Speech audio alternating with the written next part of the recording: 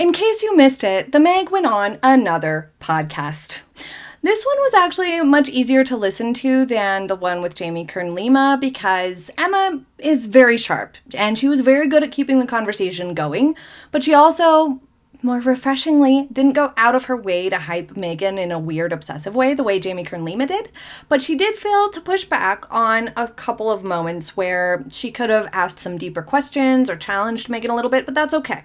For Emma, this was a business move. Having the Meg on, it didn't feel like Emma was buying everything that Meghan said, but it also wasn't an actual interview. It was a podcast chat, so there's difference. For Meghan, it was actually a great example of what Confessions of a Sucky Business Lady should have been. Emma's a smart businesswoman and an entrepreneur who is very successful, and therefore she does deliver value on her podcast. The Meg clearly struggled to keep up a little bit, and she wasn't quite as quick on her feet, but let's get into this. A couple of notes that sort of pervaded the entire 90-minute podcast.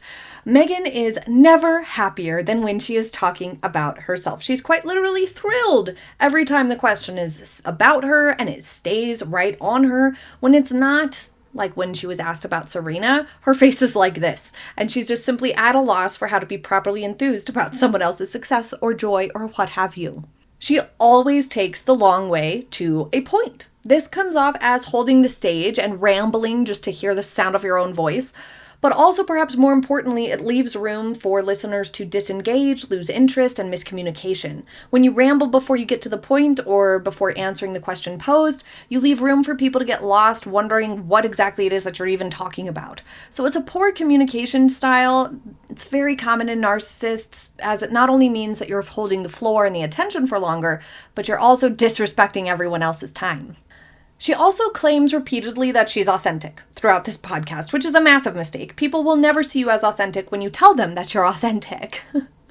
This is something that I've said a lot lately. We even have a video about it, which is coming out soon, so be sure you're subscribed so you don't miss it. But authenticity is something observed. It's something said about you. It's not something that you say about yourself. It's just not. Her saying it about herself this much just goes to show how inauthentic she actually is being here. She says that there's no value in being rehearsed, when that's exactly what Meghan does. One of the chief complaints about her is that everything seems rehearsed, and that also ties into the sort of rambling before you get to the point of what it is that you're saying.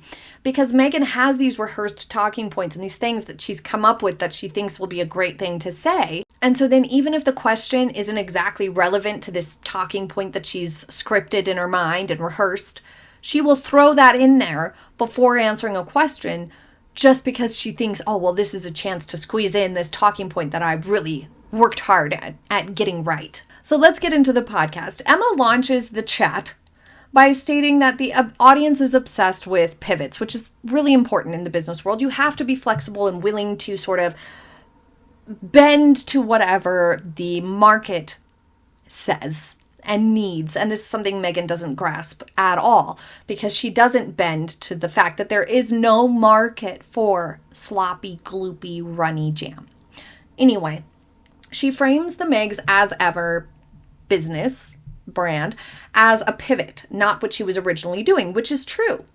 It's been sort of lost in the shuffle of this discussion and this sort of, current state. Everybody's focused on the ASeVER brand and its failures, but misses the fact that this is a huge sellout moment, a huge pivot away from the original intentions that Harry and Meghan allegedly had. When they first signed their deals, even with Netflix, Harry and Meghan were stubbornly still trying to be faux royals and do cause-driven work and philanthropy and that type of stuff. Even the type of Netflix content they were promising was the sort of boring, to be honest, things like Live to Lead, and Meghan was trying to get Pearl off the ground.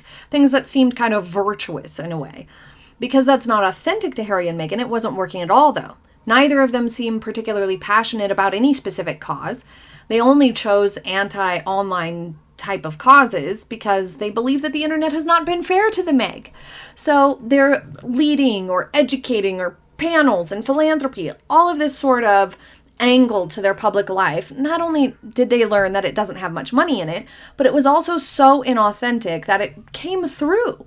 And therefore they pivoted to the Meg's lifestyle fakery, which is equally inauthentic to her, which we have an upcoming video on that as well. Be sure you're subscribed. But anyway, Emma asks Meg in the frame of ASeVER as a pivot for her, where did you get the entrepreneurial bug? Which is a great question because it allows Meghan to answer away from the shallow vanity money grab that we all see it for. And she searches for an answer here. It takes her a minute. She can't quite figure out what to say. Then she says that she spent a lot of time at her grandpa's antique store after school, which I have never heard this version of events.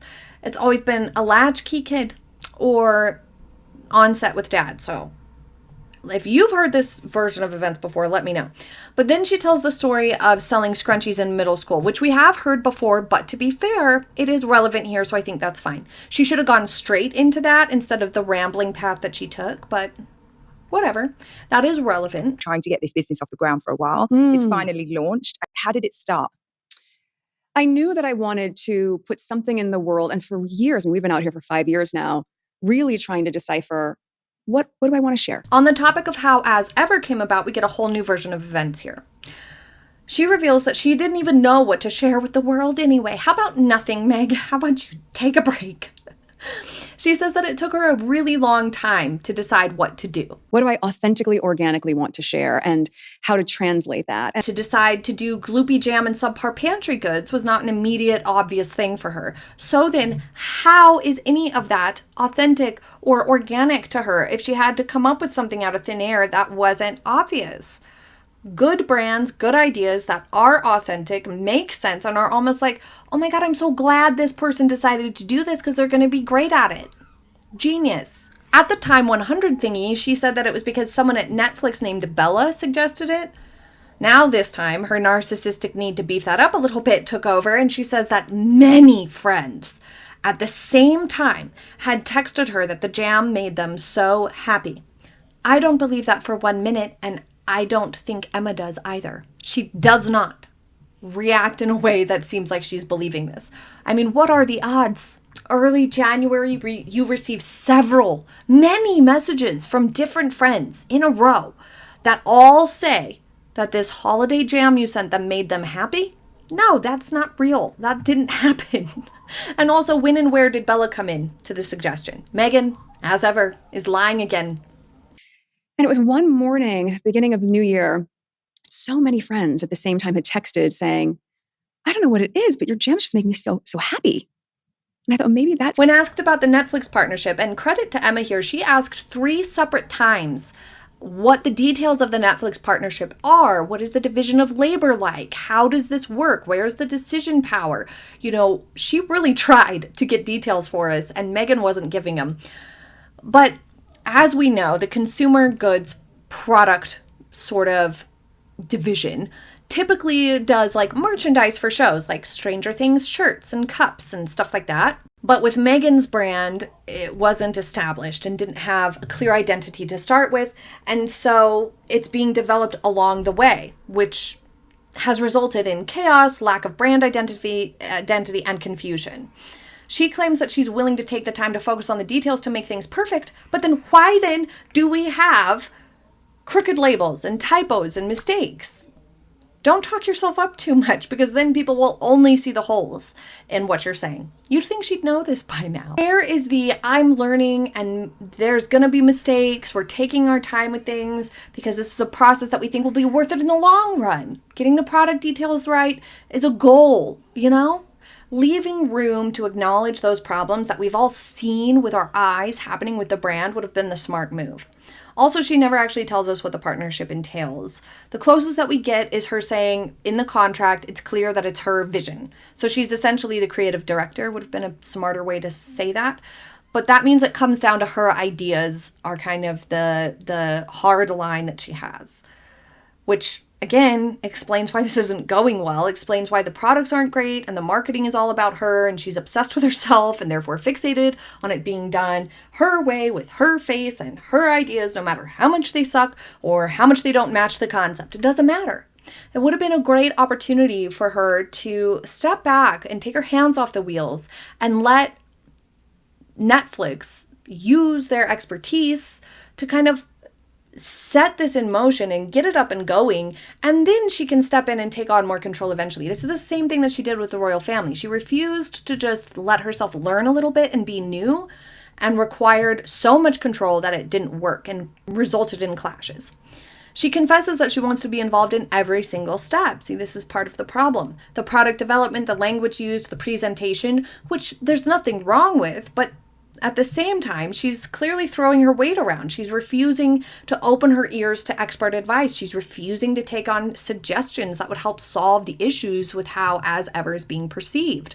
Just one example is that she's in almost all the promotional pictures, and that's hurting the brand because of her disapproval ratings and because it doesn't really make sense for the products and the brand.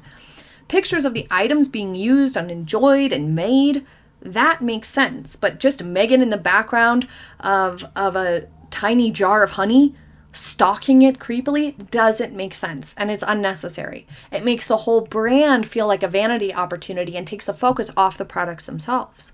She says, shockingly, but also not, that she doesn't feel any degree of imposter syndrome, which kind of makes sense because she's so narcissistic.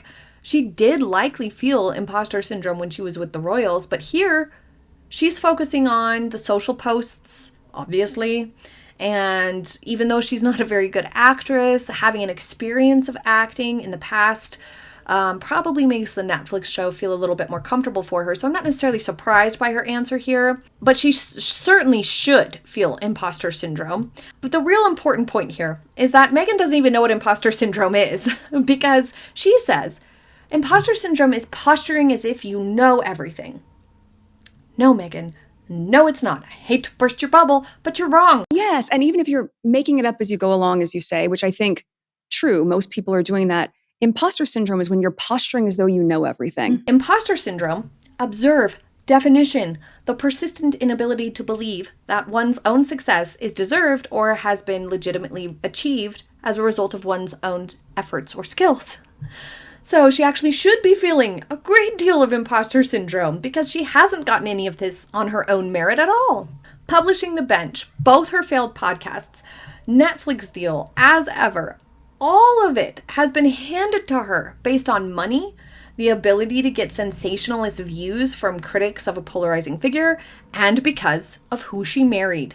She is where she's at because she married a prince, not because of who she is or what she has done. She was a cable TV actress who was written out of a show without any roles to follow, and all of this was because of a brief affiliation with the royal family by marriage. Full stop.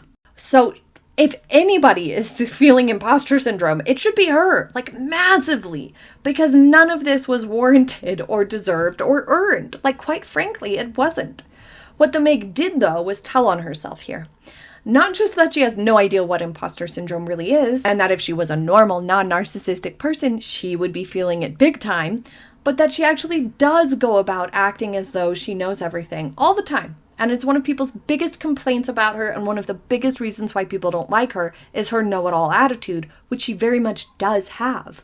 Meghan divulges the intention to exponentially expand the brand and offerings after the initial sellout on her stock and exponentially expand the amount of stock available. But this is a huge mistake because of her profile, because she's polarizing and had a lot of interest from journalists and critics who wanted to try the products to be able to review them.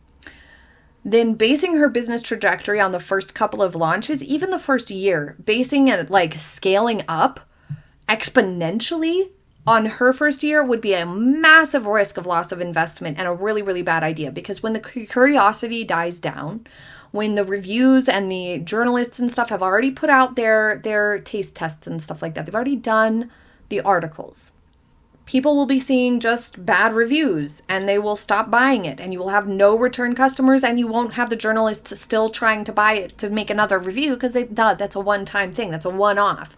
So if she does do that, if they do that, then they will have scaled for a false precedent and have massive loss. She also claims repeatedly that she never sacrifices quality, but this is in direct contradiction with the facts. The reviews are not great of these products. The labels were crooked, the shipping times were long, the announcements and promotional content looks and feels both cheap and vain rather than professional. And they're not really in line with the products themselves, so I really wonder how she reconciles that. In one of the best moments of the podcast, Emma says that she watched the Netflix show but didn't cook anything. Meghan interrupts her when she says, I watched the show. Meghan's like, did you make anything? And Emma says, no. And Meghan says, because Meghan cannot fathom that somebody would choose not to make something on purpose.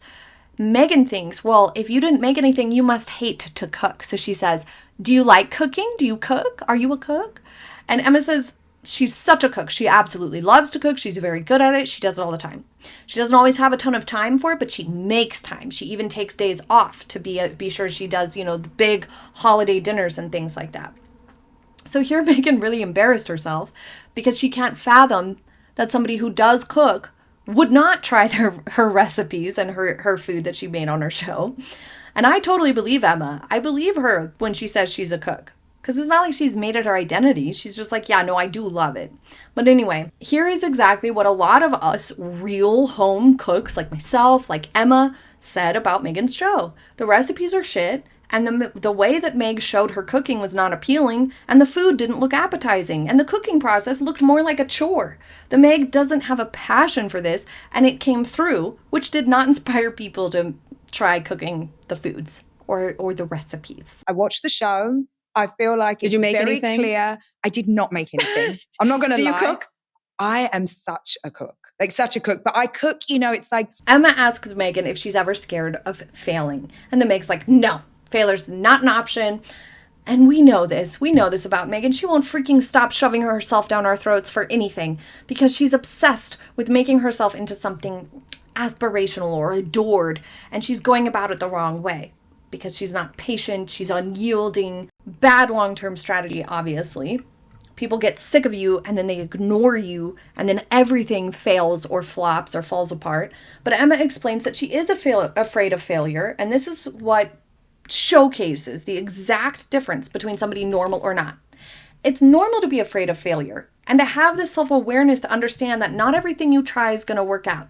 The demand isn't always there. The timing isn't always right. The ideas don't always translate into something successful, and it's healthy to be a bit afraid to fail because it allows you to see potential pitfalls and try to avoid them. Something that we know Meghan doesn't do because she and Harry make the same mistakes over and over and over. She claims that she has thick skin in a shocking statement. I see absolutely no evidence of this.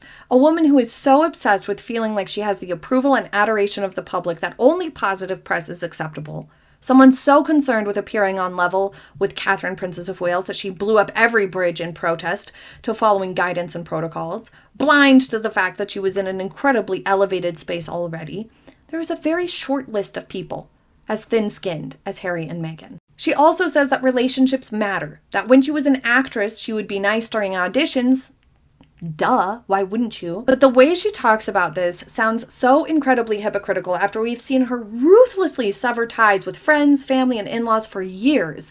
This pattern of behavior is one of her most infamous. Here she's revealing that she views the people she's around, whether it's in an audition or now in her work, it's about being nice so that later on they'll be nice back, or because they might be able to be nice in the future and give you an advantage. A narcissistic tell. What can this person do for me? I'll treat them a certain way based on what they can do for me, which also explains why she blew up bridges with her family. What can they do for her now? What can her dad and her dad's side of the family do for her now that she's married to Harry?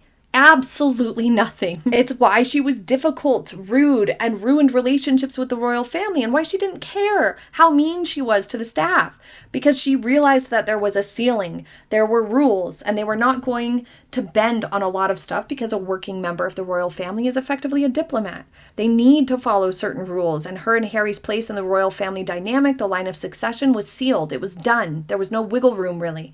And so she was willing to ruin the whole thing and abandon that identity she had crafted because they weren't going to let her be at the top or be in control. So she abandoned it. She ruined it because she wasn't going to get her way. When she says that she misses acting sometimes, she says it was really about the crew. And it's clear what she really means about this here. It means that she misses the sense that she was one of the people at the center of attention when filming. So the actors are what the crew is paying attention to. The makeup artists, the wardrobe people, the lighting, the grip, the microphones, the filmographers, the camera people, all of them. They're all paying attention to the actors, and she was one of those actors. And so now that she's doing Netflix, she's the one they're all paying attention to. And that's what she actually missed. That's what she really missed. What she liked about With Love Meghan was having all the people. Remember, she loves to remind everybody that there were 80 crew members involved, which I would love a breakdown of that number explained, what exactly those people were doing. But they're all there for her, you see. How special that must make her feel. Her ego must just get high on that. That's what she likes about it. It's not actually the crew themselves. She doesn't care about the people, the individuals for real. It's that they all revolve around her because that's the job. And this is driven home by the fact that she says she didn't get to say goodbye to the crew on Suits. She says, so if you're watching, I miss you. This is false. She could have had her goodbyes if she wanted. It was well reported in the news that it was her last season and that she was leaving the show, so there was no reason not to have a goodbye. She left because she thought she'd level up and the crew no longer mattered. Now she tries to frame her love of the crew as a big deal on With Love Meghan to combat her bullying reputation and because it beefs up her ego. If you could rewrite your public narrative from scratch, is there anything that you would do differently? Yes, I would ask people to tell the truth. Now, here is the one where I really feel like Emma could have pushed further and dug deeper and asked why, or asked Meghan to elaborate on this. But this was probably the biggest tell of the interview. I know it made a lot of people mad because it's so hypocritical. It's so absurd. I mean, it really is. It's ridiculous. But it really does reveal something about Meghan's mindset here and her character here. She was asked what she would do differently. She said nothing about what she would do differently. She says she expected other people to do something different. She would expect them and ask them to do something different. She doesn't need to change at all, you see. This is a major narcissistic tell, to not hold any accountability of something that she would do differently and to take it to absurd ends by saying that others should tell the truth, when Meghan herself has been found to have lied over 30 times on public platforms. She's been found to have lied in court and had to apologize to the judge for misremembering, also known as lying. How hypocritical. And furthermore, how telling. For a known liar, someone notorious for making some of the worst mistakes in terms of public relations and PR, fueling a negative public narrative about herself because she's a toxic person, obviously, it only demonstrates just how twisted Meghan is to give this sort of an answer. It's so obvious that she's trying to cover the fact that she lied so much, and it's what got her into this space of the public narrative about her is incredibly negative. It's her fault. It's her lies that are a big part of that. So this is a manifestation of that awareness to an extent, trying to sneak out. No amount of trying to be delusional about this situation. She knows lying is part of the fault. She's just blaming other people for what she did. And she takes it even further to say that someone told her a lie can't live forever. Exactly. Which is why she panics and puts out weird social posts or weird statements to try to cover up her lies. Which is why a lot of the negative narratives surrounding Meghan and Harry have stuck because they're true. It's true that Meghan was difficult. It's true that she bullied staff and the Princess of Wales, Catherine. It's true that Meghan lies. Those are the things that have stuck it out in the public narrative because those are the things that are true. Harry and Meghan's lies, the truth comes out, and those things don't stick. Her lies don't stick. The truth does.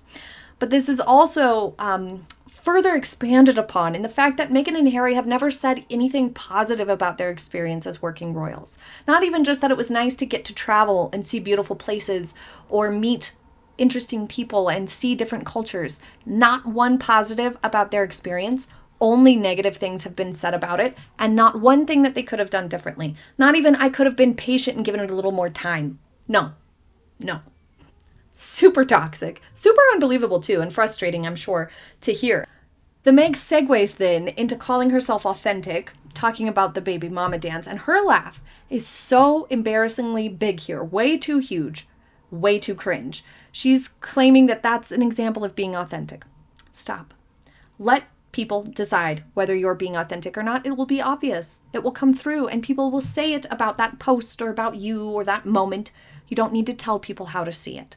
The second you tell people how to take it is the second you lose the potential to be seen as authentic. You cannot claim it for yourself. It's hugely problematic. But I also like the fact that Emma did not mirror Meghan. When Meghan had this huge laugh about the baby mama dance, Emma was not quite as excited. She did say that she was cheering Meghan on, which was a bit odd, but she didn't match the energy fully. But also, it's rather telling when you think about it. Meghan saying that that was an example of being authentic could be a number of things, but let's go with these two different theories here. It could be that she knows her reasons for posting it were not authentic. She wasn't posting it just to share joy and whatnot. She had some ulterior motive. So now she's trying to categorize it as an authentic, I'm just sharing the real me, to deflect from some other reason, like stealing the spotlight, for example. But it could also be that she knows that something about that video is not authentic, that there is something about that video that is faked or contrived. And so she's trying to classify it as authentic now to cover that up. Maybe it's neither of those things, but what do you think? Next, they pivot to Confessions of a Sucky Business Lady, which is basically canceled now. She thinks it's perfect timing to do this, we know. And again, I stand by this. It maketh no sense and delivereth no value to have a podcast full of frivolous girl talking platitudes while you're building a business. Like, that makes no sense. There's no revealing of anything. There's no pulling back of a curtain like she claims. It was nonsense. She didn't even get advice, really. That's not what the podcast was. So it was false advertising. Now she says she's going to focus on her business instead of another season of the podcast, which, I don't think anybody's asking for more podcast. Thanks, though. And then she says this overly rehearsed line. I wonder just how long it took her to come up with it and how hard she had to try. She says, at a certain point, the only thing I want spread thin is my jam. And she has this huge laugh.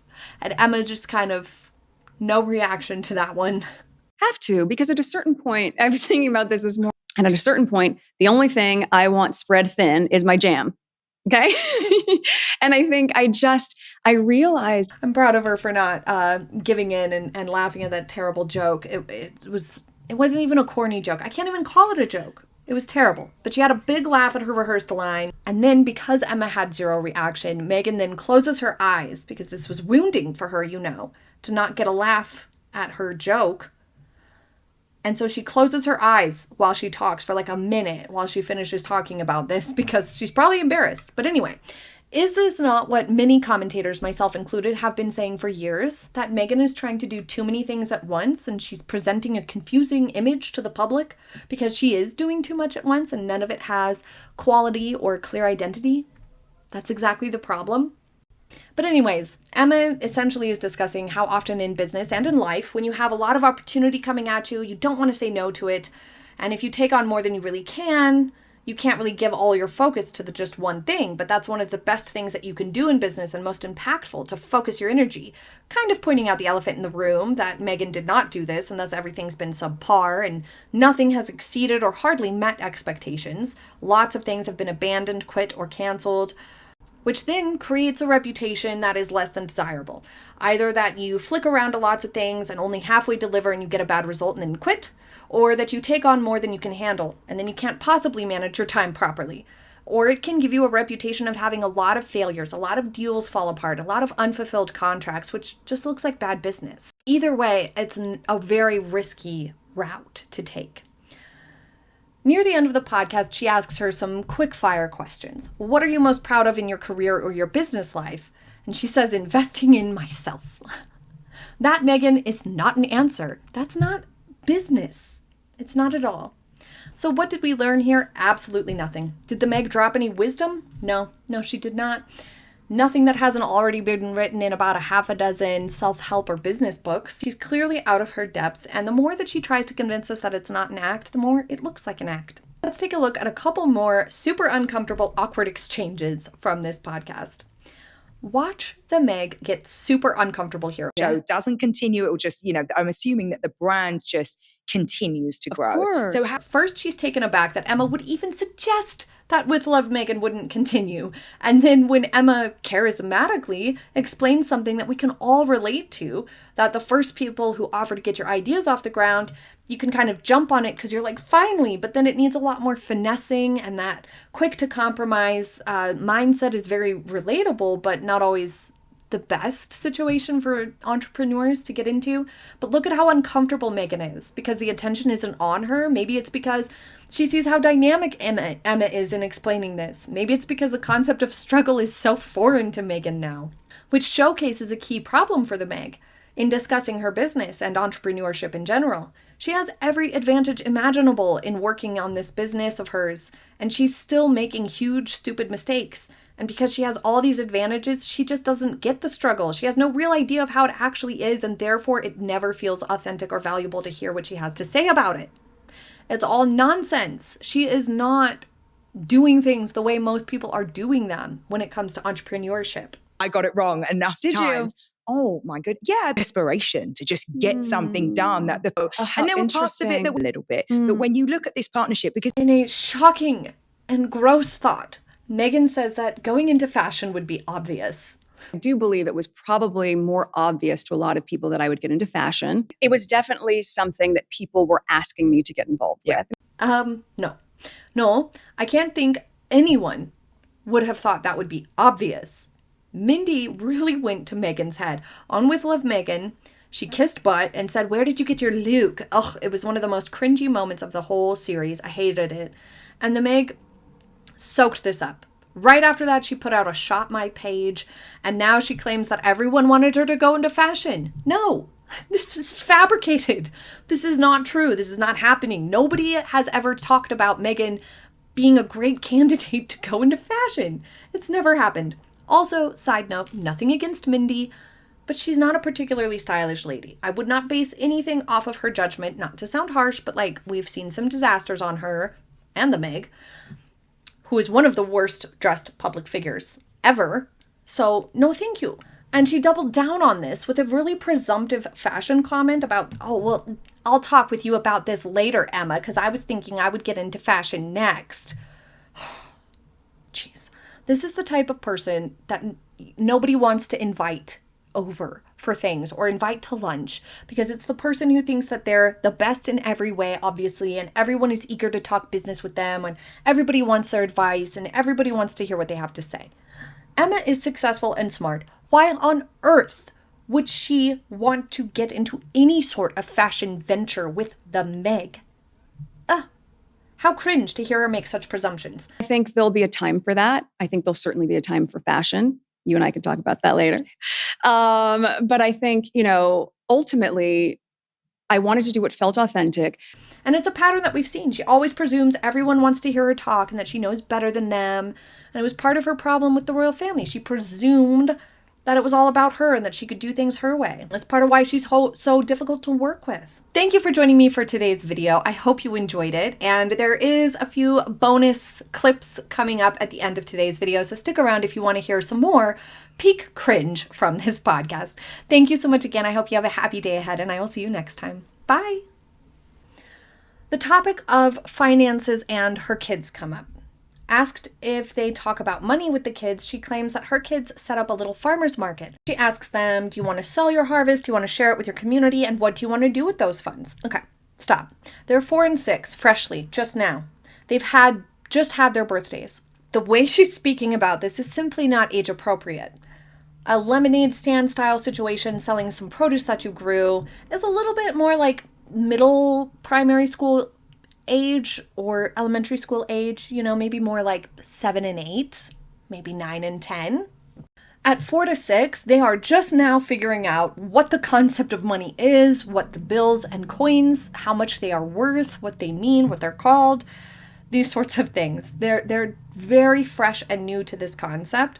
And yes, they can understand like, oh, I can sell this and get some money and like go pick out a toy or some candy or whatever. But like, the way that she's talking about this is a little bit intense, a little pretentious, and kind of out of touch to the reality of their capabilities at this point in time. Meghan also makes comments about not being frivolous in spending, but this sort of falls flat because she's known to have clashed with the royal family for spending too much on clothes. She spent nearly £1 million on clothes by some estimates, and then they kind of got checked on it and were like, "Hey, hold up. The clothing budget has been spent, okay?" Meghan and Harry hated that. They thought it was unfair. And Meghan clearly spends a lot on frivolous things in a lot of ways, from what people can see, at least. So I'm not sure that will be well received by the general public to say that she's not frivolous with spending. I don't know. I don't think that was a smart move just based on what we know. Next, she has a slight clapback. Blink and you miss it type of clapback to Brooke Shields calling her too precious. Meg says, "Not everything needs to be so earnest. It can have a little cheek." Well, that in and of itself is true, but it does not match Meghan and reality of Meghan. The Meg has never had any cheek at all. She's so not fun in any way, shape, or form. She has no sense of humor. She's just kind of lame and boring and self-obsessed and rigid and controlling and things of that nature. She is a little too precious. She is a little too earnest all the time. And it feels contrived and like an act. So this just felt like she said it to try to get back at the Brooke Shields thing, but the evidence doesn't back her up. In a really nice softball question to close the podcast out, Emma asks Meghan who she idolizes. Who does she look up to in business or in general? Meghan cannot answer the question. Someone that you admire or you just find so intriguing or whatever it might be. Oh gosh, there's so many people in business, male and female. We talked about Melody Hobson. I admire her so much. Her business acumen. I think there's probably too many to count. And a lot of it also comes down to there are going to be people that are so well known. And then they're close friends that value their privacy in a different way that I want to say their names so badly right now. She has none, really, evidently. The one name that she does say is a woman who they had discussed earlier in the podcast, so great job, Meghan. No hiding your self-obsession, not able to come up with even just one person that you idolize. Ridiculous. When asked about the guiding principles that they have with Archewell, she doesn't have an answer to this also, which is a red flag, especially with philanthropic endeavors.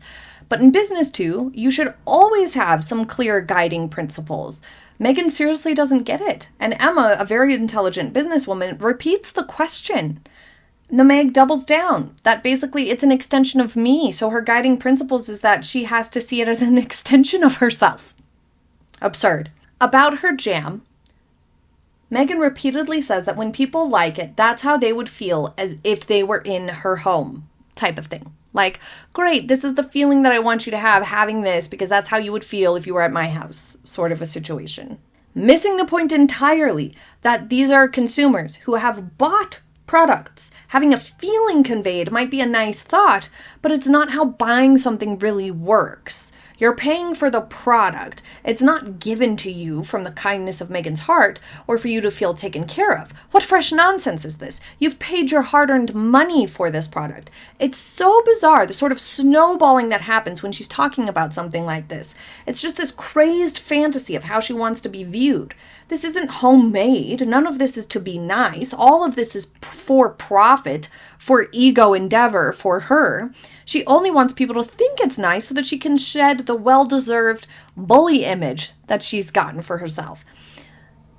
What people want is a product that is good, quality, tasty, works nice, doesn't slip off the bread, you know?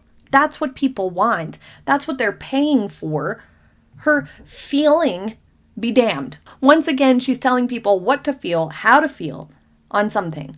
Thank you for joining me for today's video. I hope you enjoyed it. I hope you have a happy day ahead, and I will see you next time. Bye!